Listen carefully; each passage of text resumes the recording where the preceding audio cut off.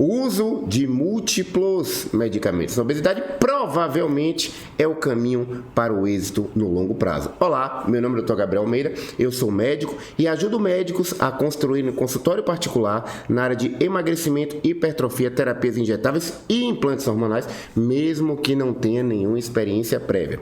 Falando no tratamento da obesidade, a indústria farmacêutica está pensando lá na frente, como eu pensava há anos atrás. O caminho do êxito na obesidade é você combinar mecanismos de ação diferentes, tá? Para uma perda de peso otimizada. E é exatamente isso que a indústria farmacêutica está fazendo. Ela vai lançar a cagricema, que é a caglitina, né? Associada a semaglutida para perda de peso. Ela já lançou aí o duplo agonista, né? O tirzepatide, que é o GLP-1 com GIP. E também está vindo aí o retatrutide, que é o GLP-1, GIP e glucagon. É exatamente o protocolo para tratamento da obesidade. A união de mecanismos de ação de medicamentos que agem em mecanismos diferentes para que ocorra o quê? Um efeito potencializado, como eu falo isso há mais de 10 anos. Eu trouxe aqui um artigo recente, né, publicado em dezembro de 2022, mostrando que o Mounjaro, o tirzepatide, ao associar o GLP-1 com o GIP, você tem uma ação potencializada. E eu descobri, quando eu li esse artigo, mais um conceito muito interessante. Por isso que quanto mais eu estudo, mais eu aprendo. Parece até redundante isso, mas eu preciso dar ênfase para você entender com maior exatidão. Olha aqui o estudo, né? Ele foi publicado agora, dia 5 de dezembro, né?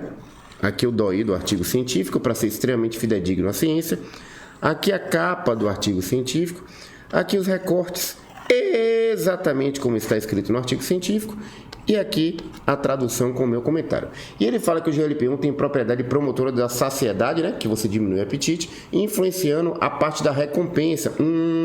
Você vai diminuir o comer por impulso, o comer demais, tá? Curiosamente, a tirzepatide demonstrou elevar os níveis de que? Adiponectina. É uma citocina protetora. Quanto maior os níveis de adiponectina, menor vai ser o acúmulo de gordura visceral. Então, e também essa adipocina, ela melhora a sensibilidade à insulina. Então, esses pacientes que cursam com resistência insulínica, com o uso da tirzepatide aí, essa resistência insulínica vai embora. Agora, o ponto novo que eu vi aqui, ó, o GIP, olha que legal, gente, está ligado ao aumento do fluxo sanguíneo no tecido adiposo. E ele é geralmente embotado, ou seja, diminuído em indivíduos com obesidade ou diabetes. E isso contribui para a deposição de gordura ectópica, gordura visceral. Gente, venha comigo. Quando o indivíduo está obeso, o que é que ocorre no tecido adiposo? Ocorre diminuição, é muito tecido adiposo que a vascularização não consegue se distribuir uniformemente. E quando isso acontece, essa falta de vascularização em algumas áreas, você vai ter uma liberação de um fator indutor de hipóxia, HIF. E esse fator indutor de hipóxia, ele gera estresse oxidativo e inflamação.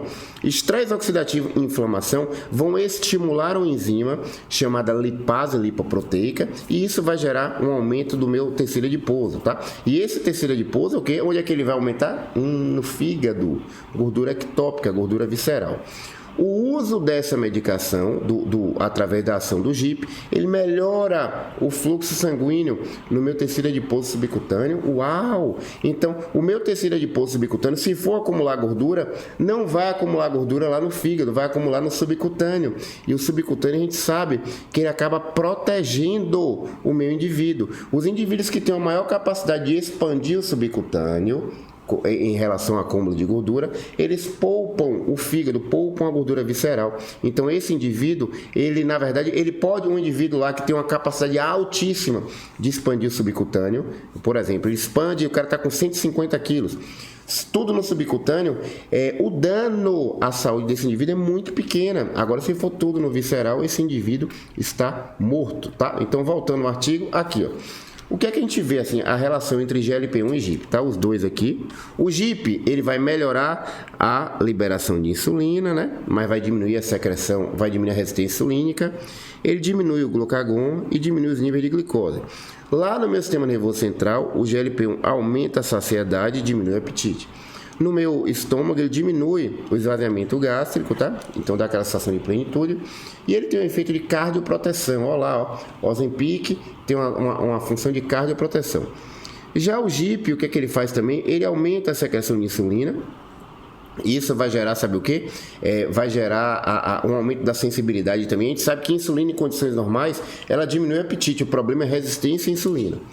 E ele vai aumentar a secreção de glucagon. Gente, olha como ele tem efeitos contrários.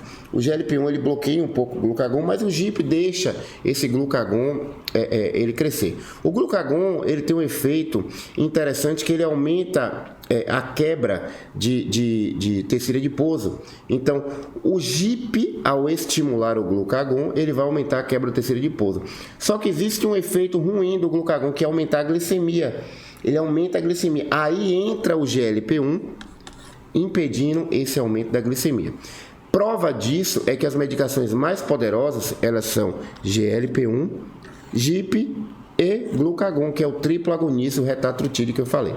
E lá no meu tecido adiposo, aqui, ó, ele aumenta o fluxo no meu tecido adiposo, aumentando assim a capacidade de expansão no meu tecido adiposo subcutâneo, tá? Não é visceral, subcutâneo. E outro ponto interessante do GIP ele diminui a reabsorção óssea, podendo ser utilizado assim no combate para a osteoporose. Mais um artigo científico aí publicado em 5 de dezembro, que traz aí traz evidências novas para combater a obesidade de forma correta.